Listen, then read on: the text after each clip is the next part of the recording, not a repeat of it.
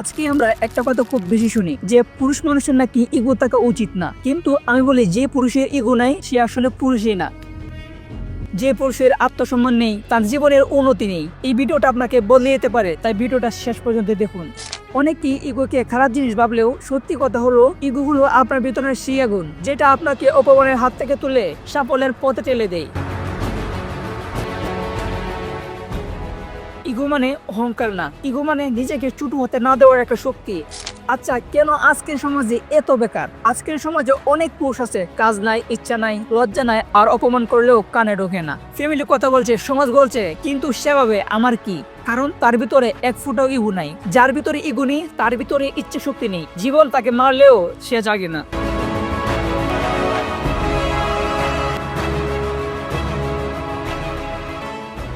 একজন পুরুষের ইগো তখনই জাগে যখন কেউ তাকে ছোট করে, বন্ধু, পরিবার,